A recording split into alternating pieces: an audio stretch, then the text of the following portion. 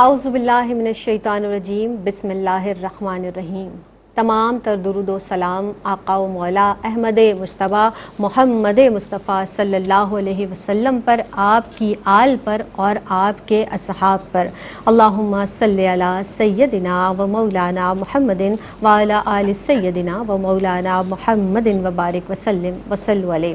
السلام علیکم ورحمۃ اللہ وبرکاتہ۔ پروگرام میری پہچان کے ساتھ آپ کی میزبان سیدہ زینب حاضر خدمت ہے۔ جناب وہ پاک پروردگار عالم، وہ غفور الرحیم پروردگار عالم کہ جس نے انسان کو احسن تقویم بنایا اور ہمیں بہت سارے رشتے عطا فرمائے، اور انہی رشتوں میں ایک ہسبینڈ اور وائف کا رشتہ ہے۔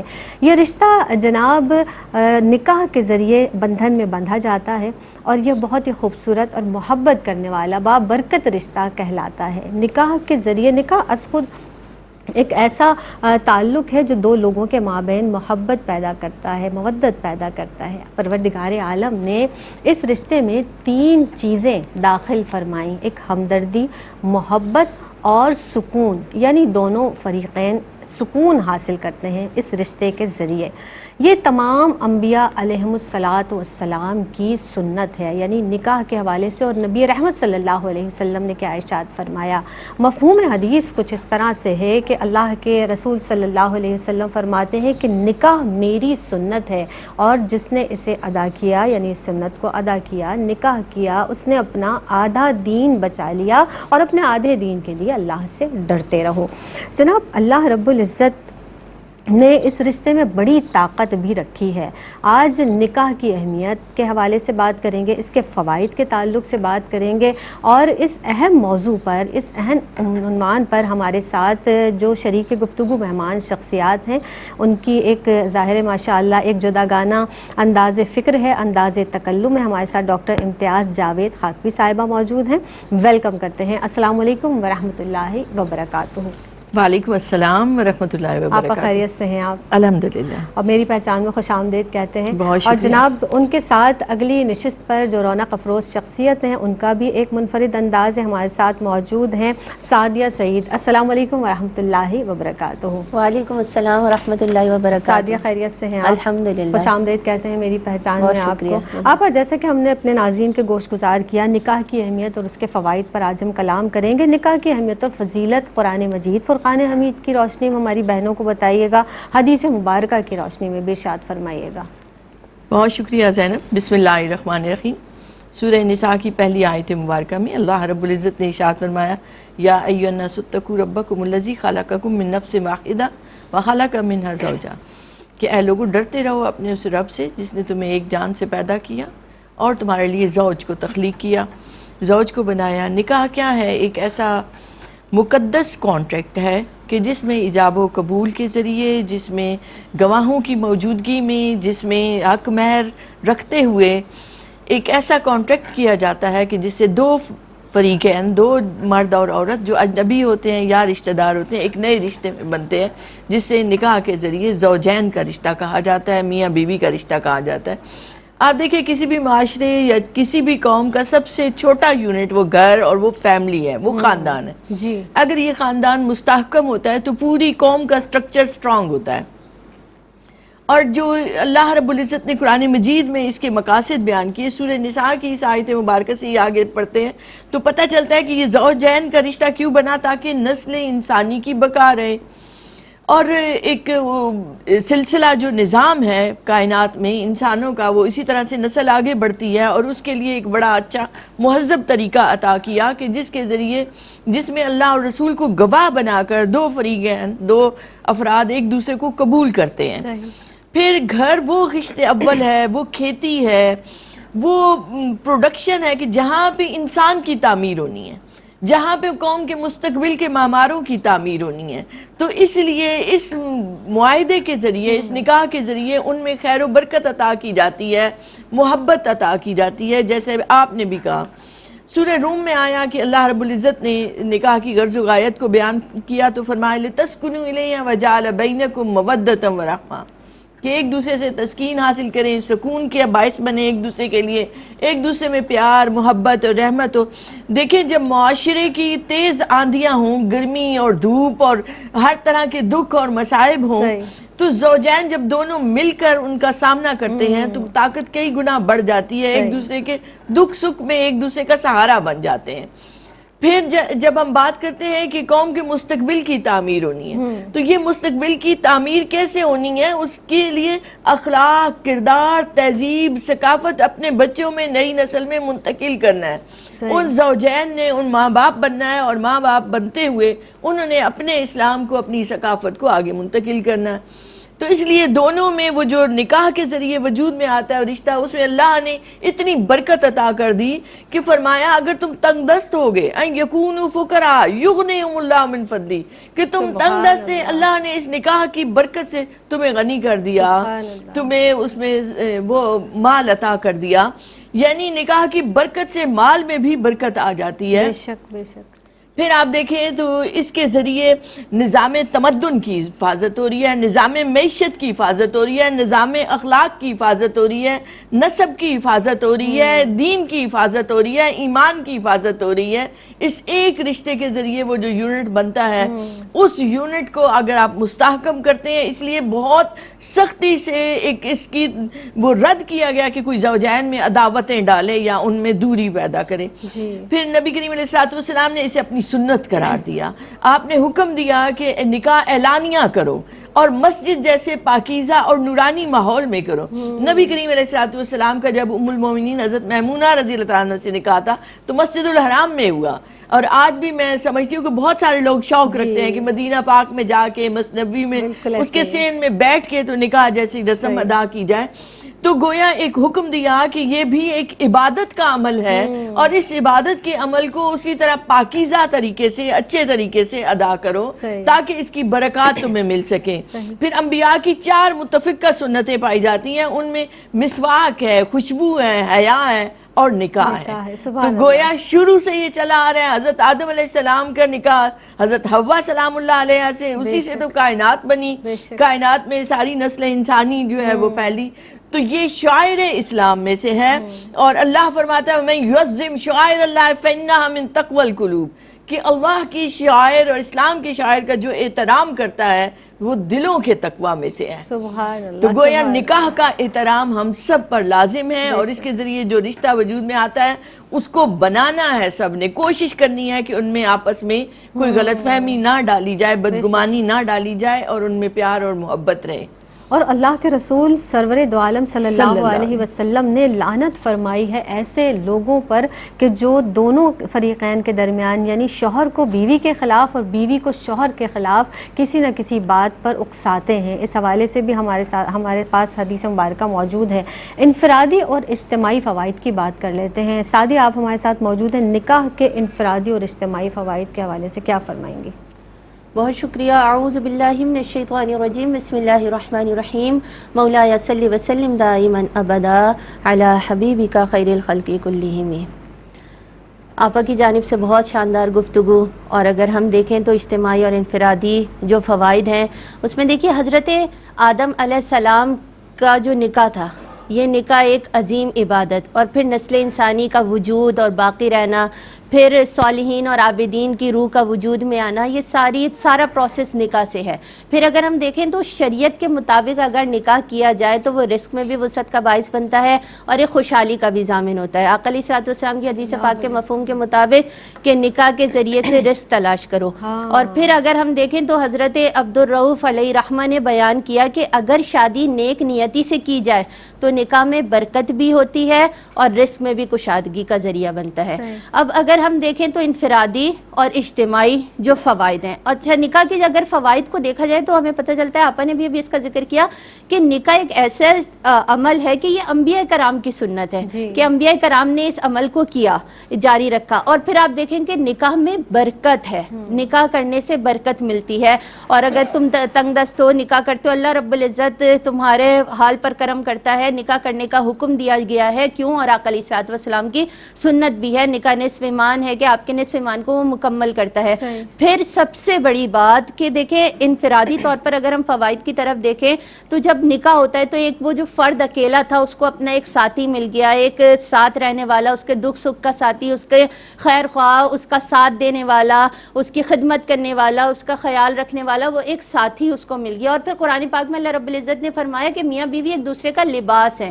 اب یہ جو لباس ہے، اگر ہم لباس کو دیکھیں تو لباس انسان کو زینت بھی دیتا ہے، دھوپ اور گرمی سے، سردی سے، ساری چیزوں سے وہ بچاتا بھی ہے، ایک زینت بھی اختیار ہوتی ہے، اس کو سنبھالتا بھی ہے، اس کو وہ ایک اس کا جو ڈریس اپ میں جب وہ شخص آتا ہے تو ایک شاندار شخصیت کے ساتھ آتا ہے۔ تو میاں بیوی دونوں ایک دوسرے کا لباس ہیں۔ اب ہر اچھی بری چیز، زوجین میں بہت ساری چیزیں وہ ہیں کہ انسان نکاح کے بعد ان چیزوں کو سیکھ رہا ہوتا ہے، اور جو وہ انہی کے ایک دوسرے کے ذریعے ہی اس کو سیکھ سکتے ہیں۔ تو انفرادی طور پر تو یہ فائدہ ہے کہ وہ جو ایک اکیلا شخص تھا اس کو ایک ایسا خیر خواہ ساتھی مل گیا کہ جو اس کے آرام و سکون کا باعث ہے۔ اور اگر ہم اجتماعی طور پر بھی دیکھیں تو نکاح بے حیائی اور برائی کے دروازے پر تالا لگا دیتا ہے کہ اگر نکاح ہوتا ہے تو کیونکہ برائی جب اس ایج پر پہنچ جائے اور نکاح نہ ہو تو وہ معاشرے میں ایک برائی پھیلتی ہے، ایک تباہی ہوتی ہے۔ اور اگر نکاح صحیح وقت پر کیا جائے، کر لیا جائے حکم کے مطابق، سنت کے مطابق، تو وہ برائی کا دروازہ رک جاتا ہے، بند ہو جاتا ہے، اور انسان معاشرے میں برائی کی طرف نہیں بڑھتا ہے کیونکہ وہ اپنے اوپر پہرا لگا لیتا ہے۔ پھر نسلوں کو پروان چڑھانے کا بھی ایک ذریعہ ہے۔ اور پھر اگر ہم یہ دیکھیں تو آقا علیہ الصلوۃ والسلام نے فخر کیا ہے، اپنی امت کے زیادتی پر فخر کیا ہے۔ کل قیامت کے دن آقا علیہ الصلوۃ والسلام فخر فرمائیں گے اپنی امت پر۔ تو یہ سارا پروسیس کیا ہے کہ نکاح کے ذریعے سے ہے۔ اور اگر ہم اب یہ دیکھیں کہ ہمارے معاشرے میں اخلاقی برائیاں بہت ہیں یا دیگر چیزیں ہیں، تو یہ ساری برائیاں پھیلتی اس وقت ہیں کہ جب بچہ باشعور ہو جائے اور ساری چیزوں کا وہ ذمہ دار ہو جائے تو اس کا نکاح کر دو تاکہ اس کو انفرادی طور پر بھی فوائد حاصل ہو۔ اب اگر ہم دیکھیں تو گھر کو ایک اگر جنت کا نمونہ بنانا ہے تو وہ میاں بیوی کا کردار ہی اسے شاندار بناتا ہے۔ اور جب گھر میں سکون ہوتا ہے تو معاشرے میں جب وہ شخص نکلے گا تو وہ بھی خیر ہی پھیلائے گا۔ جب گھر سے وہ خیر لے کر نکلے گا تو وہ کہیں آفس میں کام کر رہا ہو، کہیں اسکول کا کام ہو، کہیں پہ بھی جانا ہو، اور آپ کے گھر سے جب آپ کے بچے اس کردار کو دیکھیں گے تو وہ جب معاشرے میں نکلیں گے تو یہ خیر خواہی پھیلے گی، اور جب وہ خیر خواہی پھیلے گی تو یعنی آپ دیکھیں کہ اگر آپ میں سے 100 200 300 لوگوں میں سے بھی کوئی ایک ایسا بچہ اٹھ کھڑا ہوا جو وہ اس کی بنیاد رکھ دے گا تو وہ ایک شاندار اینٹ جب سج جائے گی تو وہ اس اینٹ پر دوسری اینٹ کھڑی ہونے لگے گی، اور وہ ایک خوبصورت مینار، ایک خوبصورت عمارت تیار ہونے لگے گی۔ کیونکہ اجتماعی فوائد ہی یہی ہیں کہ انسان جب وہ گھر سے سیکھتا ہے وہی نکل کر وہ معاشرے میں کر رہا ہوتا ہے۔ جب گھر سے خیر خواہی ملے گی تو وہ باہر بھی خیر ہی خیر پھیلائے گا۔ بہت پیارے انداز سے آپ نے مکمل طور پر جواب دیا اس حوالے سے۔ مزید گفتگو جاری رکھیں گے، آپ رہے گا ہمارے ساتھ، ہم رہیں گے آپ کے ساتھ۔ ملتے ہیں اس مختصر سے وقفے کے بعد۔ السلام علیکم ورحمۃ اللہ وبرکاتہ۔ وقفے کے بعد ایک مرتبہ پھر آپ سب کا خیر مقدم ہے۔ مجھے جناب سیدہ زینب کہتے ہیں، اور مہمان شخصیات بھی ہمارے ساتھ موجود ہیں جو گفتگو فرما رہی ہیں نکاح کی اہمیت اور اس کے فوائد کے تعلق سے۔ مزید گفتگو کو آگے بڑھاتے ہیں اور معاشرتی فوائد، انفرادی اور اجتماعی حوالے سے بھی ہم نے بات کی، نکاح کی اہمیت کو بھی جانا۔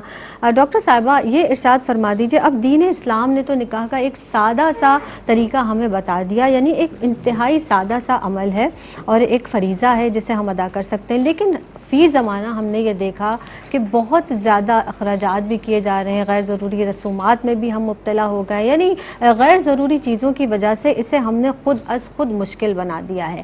کیا فرمائیں گے اس تعلق سے؟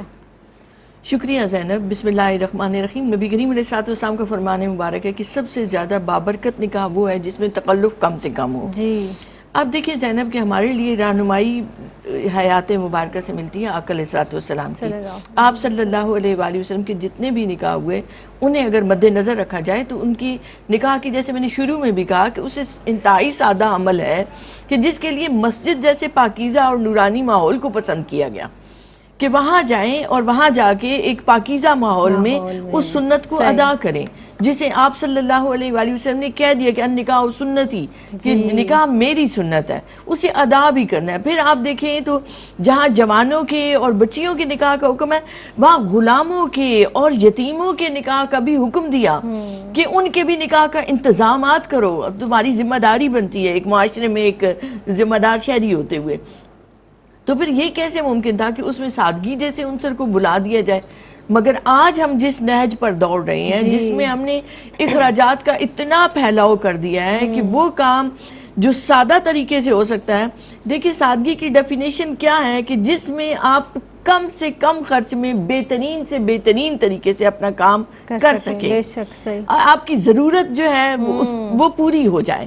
تو آج جب ہم تعیشات میں جاتے ہیں اور اس میں کیا کرتے ہیں کہ قرض لیتے ہیں، فخر کرتے ہیں، اتراتے ہیں، نمود و نمائش سے کام لیتے ہیں، جہیز کے نام پر لمبا چوڑا سامان مہیا کرنے کا بندوبست کرنے کی کوشش کرتے ہیں، پھر اسے دکھانا چاہتے ہیں ہم دنیا کو کہ ہم نے اتنا اس کو مال دیا ہے بچی کو۔ پھر آپ دیکھیں تو ہالز کی بکنگ، ہالز بھی ایسے کہ جہاں زیادہ سے زیادہ اس میں لگژریس ہو، پھر ساتھ ہی اس کے ایک نکاح کی رسم ہے جو معاہدے کے لیے جو سنت ہے، اور اس کے بعد ولیمے کی، مگر یہاں کیا ہو رہا ہوتا ہے کہ 10 دن وہ تقریبات ختم ہی نہیں ہو رہی، اور ہر تقریب کا جی ہم نے اس کا جداگانہ انداز رکھنا ہے، برانڈڈ سوٹ ہیں، ہاں جی برانڈڈ سوٹ کیا، مہندی یہ مایوں، اور جی یہ ہے اور وہ ہے، اور پتہ نہیں مجھے تو نام بھی نہیں آتے، وہ چیزیں جو بالکل نکاح سے کوئی ان کا تعلق ہی نہیں بنتا، اور ان پر اتنا بے تحاشا پیسہ خرچ کرنا دونوں کے لیے نقصان دہ ہے، لڑکی والوں کے لیے بھی اور لڑکے والوں کے لیے بھی۔ نتیجہ یہ نکلتا ہے کہ ایک مادیت کی بیس پر ہم وہ نکاح کر رہے ہیں، جس کی وجہ سے وہ نکاح بھی اس طرح سے کامیاب نہیں ہو پا رہے۔ آج ہم دیکھیں تو لڑائی جھگڑے خاندانوں میں بڑھ رہے ہیں، وجہ یہ ہے کہ سٹریس بڑھتا ہے، قرض لیا ہوا ہے تو تب بھی قرض ادا کرنا ہے، اس پہ ذہنی دباؤ میں کا شکار ہوں گے، اور اگر قرض نہیں لیا، نمود و نمائش سے کام لیا ہے آپ نے، اسراف و تبذیر جس سے سختی سے منع کیا گیا ہے۔ سب سے زیادہ اسراف اور تبذیر کا کام کہاں ہو رہا ہوتا ہے؟ اسی شادی کے موقع پر، اور اسے شیاطین کا کام قرار دیا گیا ہے کہ آپ کام ایک ضروری تھا لیکن اس کام پر آپ نے حد سے بڑھ کر خرچ کیا تو اسراف بنا۔ اسی طرح اگر آپ نے کام ہی ضروری نہیں تھا اور آپ نے خواہ اس پر خرچ کیا تو یہ تبذیر ہے۔ اور آپ دیکھیں بار بار قرآن مجید میں وَلَا تُسْرِفُوا، اسراف سے کام مت لو، اسی طرح وَلَا تُبَذِّرْ کہ تبذیر سے کام مت لو، یہ بھی شیاطین کے کاموں میں سے ہے۔ تو ہمیں ہر صورت اپنے اخراجات کو کنٹرول کرنا ہے، اور جب بڑے لوگ اس کی مثال بنیں گے تو نیچے تک اس کے اثرات جائیں گے۔ جیسے یہ ایک رواج چلا تھا کہ 1 ڈش رکھی جائے، تو یہ بہت اچھی تھی، اس سے غریب لوگوں نے بھی اپنے فائدہ اٹھایا، تو ایک پورا معاشرہ کچھ چیزوں پر اگر کاربند ہو جائے۔ اور میں اس میں دیکھوں گی کہ گاؤں والوں نے بہت اچھے انتظامات کیے ہوتے ہیں کہ ایک یکسانیت رکھی ہوئی ہے کہ بھئی گاؤں میں، بعض گاؤں میں کہ شادی ہوگی تو یہ ہوگا، اور اگر کسی کی آفودگی ہو جائے تو گاؤں والے اہتمام کرتے ہیں کھانے پینے کا بھی اور سادہ دال کا بھی۔ تو ایسے کام ہمیں کرنے چاہیے کہ ان مواقع پر غیر ضروری مدات پر غیر ضروری اخراجات نہ آئیں کہ جس سے نہ تو لڑکی والوں پر برڈن آئے اور نہ لڑکے والوں پر۔ تو ولیمہ بھی ایک اچھے طریقے سے کریں۔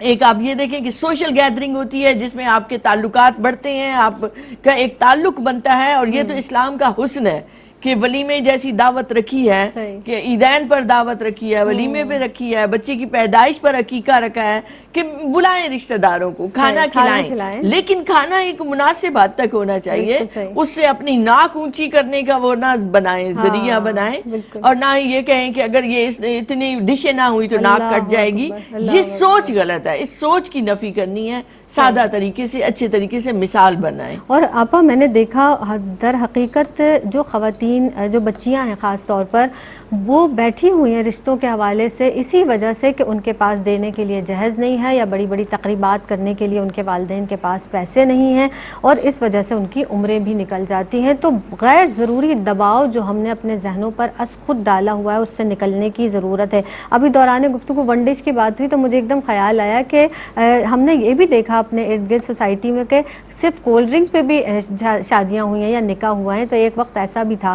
میں آپ کی جانب آؤں گی سعدیہ، یہ ارشاد فرما دیجئے کہ شادی کے لیے بہتر اور مناسب عمر کیا ہے؟ ہم اکثر سنتے ہیں نا کہ بچی تعلیم مکمل کر لے، لڑکے کی کوئی اچھی جاب ہو جائے، نہیں ابھی اتنا اچھا نہیں کما رہا ہے، مزید کوئی بزنس اسٹارٹ کر رہے ہیں، ابھی سیٹل ہو جائے، مطلب اس کے ساتھ ساتھ دونوں کی، لڑکا اور لڑکی دونوں کی عمریں جو ہیں وہ نکلتی جاتی ہیں۔ صحیح عمر کیا ہے شادی کے حوالے سے؟ بسم اللہ الرحمن الرحیم۔ جس طرح بھی آپ نے یہ بات کی کہ بچیاں پڑھ رہی ہیں تو وہ مکمل اپنی پڑھائی کو کر لیں، یا بچے اگر جاب کر رہے ہیں تو اب اس سے بھی اچھا بزنس اسٹیبلش ہو جائے. تو انسان کے نا تصورات اس کے ماحول اور اس معاشرے کے حساب سے چل رہے ہوتے ہیں. اب اگر نکاح میں تاخیر ہوتی ہے تو مائنڈ اسی طرح سے چل رہا ہوتا ہے کہ ابھی اگر ہم ایک نہج پہ رکے ہوئے ہیں تو جب ہم اور ترقی یافتہ ہو جائیں گے تو پھر ہمارے ذہن کام یہ کرے گا کہ نہیں اس سے بھی اچھا ہونا چاہیے، پھر اس سے بھی اچھا، پھر وہ چیز ہو گئی کہ وہ ایک چیز آرڈر پہ ریڈی ہونے والی چیز، اور جبکہ یہ ہمیں میسر نہیں ہے. تو اللہ رب العزت نے آپ کو جب اس قابل بنا دیا ہے، اور قرآن پاک میں سورہ نساء میں دیکھیں تو اللہ رب العزت نے ارشاد فرمایا، آیت مبارکہ کا مفہوم ہے کہ یتیم بچوں کے نکاح کراؤ جب ان میں وہ اہلیت پاؤ. تو پہلی اہلیت کیا ہے کہ وہ بلوغت کی عمر تک پہنچ جائیں. جب ان میں یہ اہلیت آئے تو ان کا نکاح کراؤ.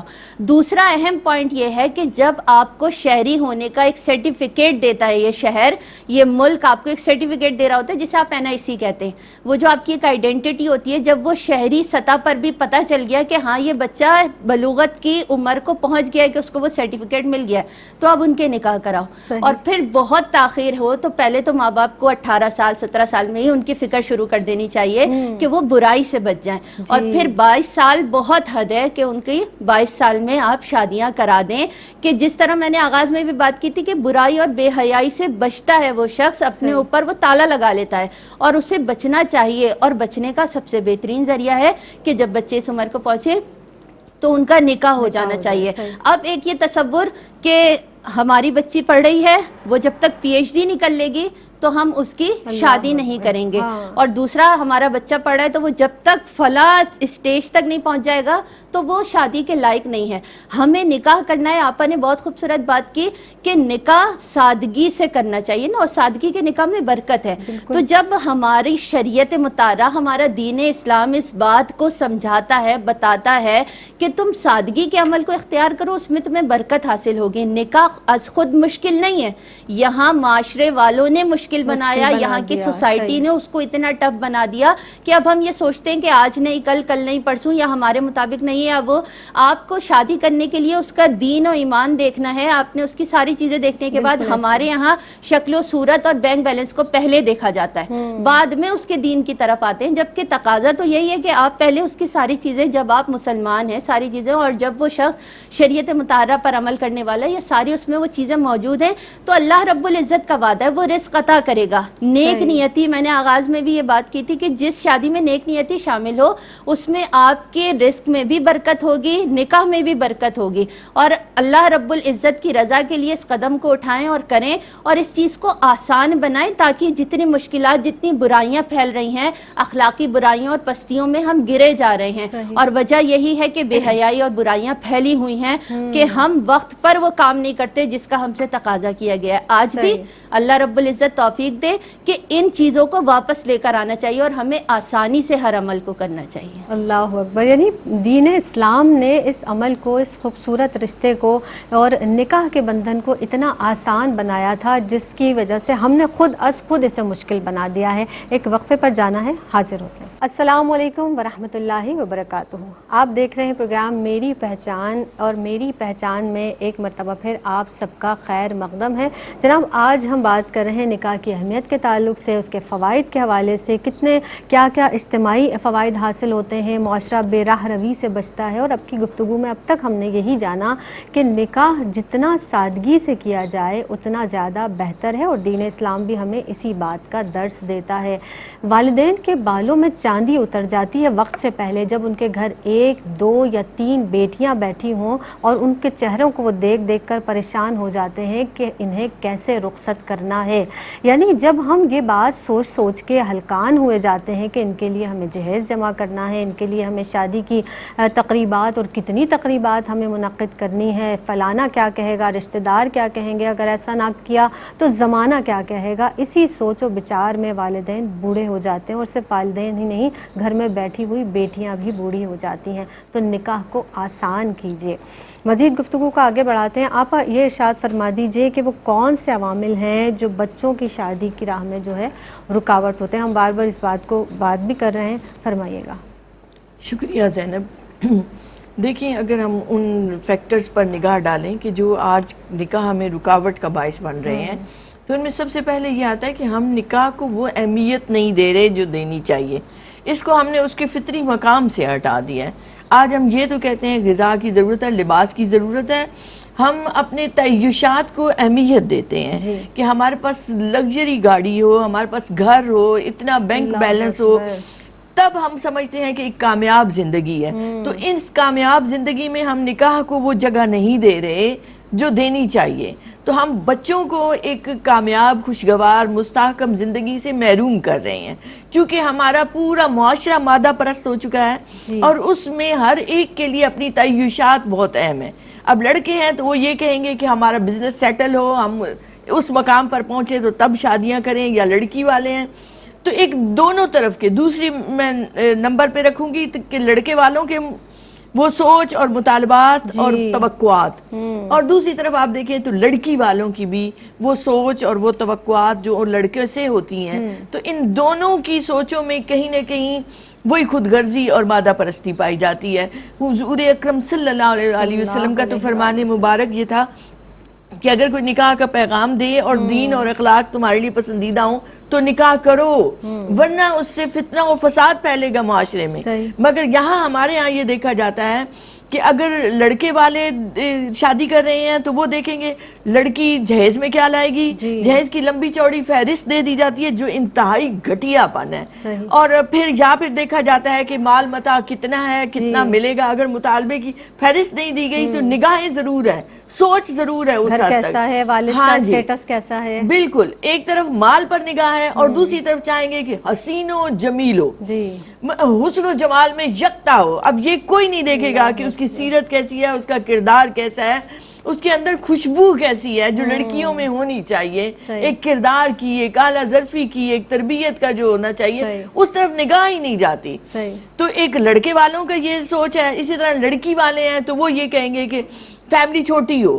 آپ دیکھیں اکثر یہ ماؤں سے سنا ہے کہ نہیں یہاں رہنے دیں، ڈھیر ساری نندے ہیں جی، ہم نے وہاں شادی نہیں کرنی، تو فیملی چھوٹی ہو، لڑکا جو ہے ویل سیٹلڈ ہو، اس کی گورنمنٹ کی اچھی جاب ہو یا کہیں بھی ہے وہ اچھا کماتا ہو۔ اب انہیں اس سے کوئی غرض نہیں کہ وہ ناجائز کتنا کما رہا ہے یا جائز کما رہا ہے، پھر بزنس اس کا سیٹل ہو، جس سے کیا ہوتا ہے کہ وہ سارے مطالبات پورے نہیں ہوتے اور شادی ڈیلے سے ڈیلے ہوتی چلی جاتی ہے، رکاوٹ پڑتی چلی جاتی ہے۔ مجھے خود یاد ہے کہ ایک خاتون نے مجھے کہا کہ ہمیں اپنے بیٹے کے لیے رشتہ دیکھنا ہے، تو ہماری کوئی ڈیمانڈ نہیں ہے مگر ہم چاہتے ہیں لمبی چوڑی ہو، ہماری کوئی ڈیمانڈ نہیں ہے مگر ہم یہ چاہتے ہیں کہ پڑھی لکھی ہو، ہماری کوئی ڈیمانڈ نہیں۔ بھئی یہ لفظ بولتے ہوئے انہوں نے 10 ڈیمانڈز اپنی سامنے رکھ دی، تو جس سے کیا ہوتا ہے کہ رکاوٹ آتی ہے، شادی نہیں ہو پاتی دونوں کی۔ یعنی آپا دینداری تو بالکل اینڈ میں آ گئی، پوچھنا ہی نہیں کوئی بھی فرد۔ پھر آپ غور کریں تو دونوں کی ایک دوسرے سے توقعات بہت ہائی لیول پر ہوتی ہیں کہ اگر وہ شادی کے بعد ہر لڑکا یہ سمجھتا ہے کہ لڑکی اس کو خدمت کے لیے مل گئی ہے، لڑکی کا خیال یہ ہے کہ وہ رانی بن کر آئی ہے، اب اسے سامنے ملازم ہونے چاہیے، تو اس سے بھی رکاوٹیں پڑتی ہیں، شادی ہو بھی جاتی ہے تو نکاح کے بعد بھی ایون ٹوٹتے ہوئے گھر دیکھے ہیں۔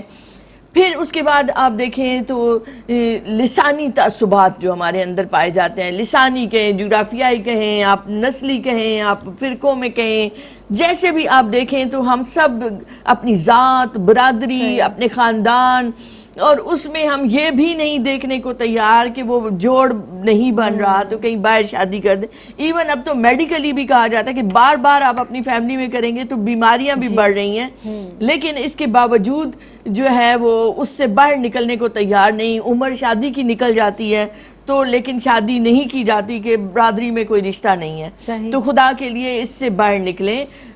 پنجابی ہیں تو وہ اردو سپیکنگ میں نہیں کریں گے، سندھی ہیں تو وہ پنجابیوں میں نہیں کریں گے، تو یہ توڑیں یہ دیواریں۔ جب آپ روشن خیالی کی، اسلام پسندی کی بات کرتے ہیں تو عملاً نظر آنا چاہیے کہ ان چیزوں سے باہر آئیں اور پھر ان کے لیے بہتر رشتے دیکھیں۔ پھر یہ ہے کہ بے جا ایک دوسرے سے مطالبات بھی مت رکھیں۔ پھر ایک اور جو فیکٹر کام کر رہا ہے وہ یہ کہ بہنوں کی شادی نہیں ہو رہی تو لڑکے کی بھی شادی نہیں ہو سکتی۔ یہ بھی غلط بات ہے. لڑکے کی اگر اس کے لیے آپ کو مناسب رشتہ مل رہا ہے تو آپ آگے بڑھیں اور اس کا رشتہ کر دیں, اور اللہ برکت عطا کرے, بہنوں کی بھی ہو جائے گی. تو بہنوں کے انتظار میں بٹھائے رکھنا, اور اگر لڑکا خود کرنا چاہتا ہے تو اس پر 100 طرح کے اس کو تانے دینا, اس سے رک جائیں, مت کریں ایسے. پھر یہ ہے کہ لڑکی, جیسے آپ نے بھی کہا کہ بے جا اخراجات اتنے ہو رہے ہیں جہیز اور اس طرح کے فنکشنز کے لیے کہ جو لڑکی والے پورے نہیں کر پاتے, جس کی وجہ سے لڑکیاں گھر بیٹھی رہتی ہیں اور شادیاں نہیں ہو پاتی. تو اس کو سادہ بنائیں. پھر یہ ہے کہ بعض اوقات جی اس کا رشتہ فلاں جگہ نہیں ہوا تو وہ دوسرے جو ہیں وہ اتنی رکاوٹیں ڈالتے ہیں کہ اب اس کا رشتہ کہیں اور ہوا تو ہم یہ کر دیں گے. قتل و غارت گری کا, وہ خون ریزی کا وہ ایک سبب بنا دیتے ہیں شادی کو, نکاح کو. تو خدا کے لیے ان چیزوں سے باہر آئیں. اچھا آپا, میں نے ویسے یہ دیکھا ہے اب لڑکوں کی کچھ گروپ ایسا بھی ہے ہمارے بچوں میں کہ وہ یہ کہتے ہیں کہ بہت ہی شاندار گاڑی میں, چاہے وہ کرائے کی کیوں نہ ہو, اس میں ہمیں بارات لے کر جانے, ایک ہی دفعہ کا تو ہوتا ہے ایونٹ اور یہ, لیکن اس کے برعکس ابھی ایک کم تعداد ہی صحیح لیکن کہیں نہ کہیں سے اپنے رشتہ داروں میں بھی اور اپنے اہل و عیال میں, اقربا میں, دیگر افراد میں بھی ہمیں یہ آوازیں بھی الحمدللہ سننے کو ملتی ہیں کہ لڑکا اور لڑکی دونوں ہی کی جانب سے یہ بھی ڈیمانڈ آ رہی ہے کہ اب ہمیں سادگی سے شادی کرنی ہے. جو واقعی در حقیقت جو پڑھے لکھے بچے اب جوان ہو رہے ہیں اور پنپ رہے ہیں اور نکاح کے بندھن میں بندھنے جا رہے ہیں, وہ یہ سوچ رہے ہیں, اور یہ بڑی خوش آئین بات ہے, مجھے کہتے ہیں بڑی خوشی بھی محسوس ہو رہی ہے کہ کہتے ہیں کہ بھئی سادگی سے کرنا ہے. اور جو اگر پیرنٹس کو یہ بھی مطالبہ ہم نے سنا کہ اگر آپ نے کچھ دینا ہے تو آپ ہمیں فائنینشلی اسٹرانگ کر دیں, ہم اسی پیسے کو کہیں انویسٹ کر دیں گے, اپنے کام میں لگائیں گے, اپنی آگے کی زندگی کو بہتر بنائیں گے. یا ایک بات اور بھی الحمدللہ مجھے سن کر بڑی خوشی ہوئی کہ کچھ بچیوں نے ایسے بھی کہا کہ آپ ہمیں وہ اماؤنٹ دے دیں جو اخراجات آپ شادی پہ کریں گے تو ہم شادی کے بعد عمرے پہ جائیں گے. الحمدللہ ایسی باتیں بھی ہمیں سننے کو مل رہی ہیں, اللہ تعالیٰ اس میں مزید اضافہ فرمائے. سعدیہ آپ کی جانب آؤں گی, یہ ارشاد فرمائیے کہ شادی کے جو معاملات ہیں اگر ہم سادگی اپناتے ہیں تو ظاہر ہے بہت سارے فوائد ہمیں حاصل ہوں گے. کیا کیا فائدے حاصل ہوں گے, فرمائیے گا. بسم اللہ الرحمن الرحیم. ابھی آپ نے اتنی ساری صورتحال جو پوری بیان کی ہے اور ہمیں یہ پتہ چلا کہ کس کس طرح سے ڈیمانڈز ہوتی ہیں اور ان کو نہیں پورا کیا جا رہا ہوتا تو عمریں نکل رہی ہوتی ہیں. تو دیکھیے سادگی کا ذکر ابھی آپ آغاز میں کر چکی ہیں. تو جب ہم سادگی اختیار کریں اور دین اسلام میں سادگی کے مطابق نکاح کی تقریب کو ارینج کیا جائے تو سب سے پہلی چیز کہ انسان قرضے سے بچ جاتا ہے.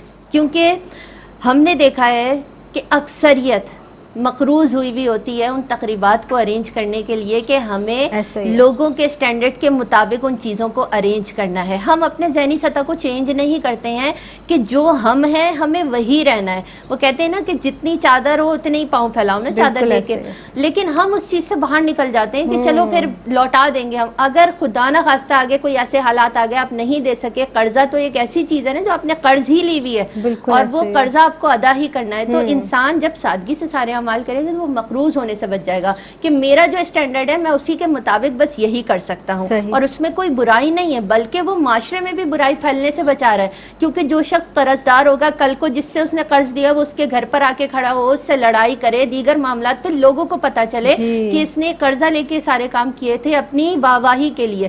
تو جتنا اسٹینڈرڈ ہے اس کے مطابق وہ عمل کریں. سادگی سے عمل کرنے میں سب سے پہلی چیز کہ آپ قرضے سے بچ جائیں گے جو آپ کے ذہنی سکون برباد کر دیتا ہے. اس سے بہتر ہے کہ آپ کا ذہنی سطح سلامت رہے تو اس قرضے سے بچ جائیں. دوسرا یہ کہ جب آپ سادگی کے ساتھ نکاح کرتے ہیں تو اس میں برکت بھی ہوتی ہے, اس میں رحمت بھی ہوتی ہے, اللہ رب العزت کی رضا بھی ہوتی ہے, آقا علیہ الصلوۃ والسلام کی سنت ہے. اور پھر تیسری چیز یہ کہ جب نکاح کو سادگی کے ساتھ کیا جاتا ہے تو دیکھیں اکثر آج کل کے دور میں اگر ہم دیکھیں تو بہت سننے کو ملتا ہے کہ ہمارے فلاں معاملات میں نظر بد ہے, فلاں معاملات میں نظر بد ہے, ہم نظر بد کا شکار ہیں, ہمارا فلاں معاملہ حل نہیں ہوتا. تو ہم تو لوگوں کو خود دعوت دیتے ہیں نا اپنی خوشیوں کو نظر لگانے کی, لوگوں کو ہم خود دعوت دیتے ہیں. جو ہمارے پاس نہیں ہے ہم وہ دکھا کر بتا رہے ہوتے ہیں کہ نہیں ان سب چیزوں کے ہم مالک ہیں, جبکہ ایسا سچ نہیں ہوتا. تو ہم اس کا ذریعہ خود ہی بن رہے ہوتے ہیں ہیں اور جب نظر بد کا شکار ہوتے ہیں تو پھر ہم پریشان ہوتے ہیں. تو کیا ہی اچھی بات ہے کہ اس چیز سے بھی بچ جائیں گے کہ آپ نے اس سادگی کے ساتھ اس کو ارینج کیا تو جو تھا اس پر سب نے ماشاءاللہ کہا, کیونکہ یہ جو ایک ہائے ہے یہ ایک ہائے بہت خطرناک ہوتی ہے. پھر جو خاندانی لڑائی جھگڑے میں لوگ پڑ جاتے ہیں اس شوشا کی وجہ سے, تو جب ہم سادگی سے وہ عمل کرتے ہیں تو نہ وہاں لڑکی والوں کی طرف برائی نہ لڑکے والوں کی طرف برائی, دونوں خاندان مل جل کر رہیں گے تو یہ ایک نکاح خوبصورتی سے پروان چڑھے گا. صحیح. آپ کا کوئی لاسٹ میسج دینا چاہیں فرمائیے گا. ہم سب کو اپنا رول ذمہ داری سے ادا کرنا ہے, خاص طور پر بچیاں جب 20 سال کی عمر کو پہنچ جائیں تو ان کے لیے جو رشتہ آ رہا ہے اس کو اٹینڈ ضرور کریں. بالکل صحیح. جی سعدیہ, ون لائنر میسج. بس میں یہی کہنا چاہوں گی کہ لوگ کہتے ہیں کہ پہلے سنبھل جاؤ پھر نکاح کرو. تم نکاح کی نیت کرو, اللہ رب العزت سنبھالنے والی اس کی ذات ہے, وہ تمہیں اللہ سنبھال لے گا. اکبر, بہت ہی پیاری بات. آپ کی آمد کا بہت شکریہ ادا کروں گی. سعدیہ آپ تشریف لائیں, بہت ممنون ہیں آپ کے بھی. بس جناب, دونوں ہی ہماری جو مہمان شخصیات ہیں ان کی جانب سے بہت اچھی گفتگو رہی نکاح کے تعلق سے. بندہ کہتا ہے میں رزق جمع کر لوں اور اس کے بعد نکاح کروں گا, اور بندے کا رب یہ کہتا ہے کہ تم نکاح کرو میں رزق میں برکت عطا فرماؤں گا. تو وہ پاک پروردگار عالم ہے اور اس کی بات بے شک حق ہوتی ہے. اپنی میزبان سیدہ زینب کو پروگرام میری پہچان سے اجازت دیجیے گا. فی امان اللہ.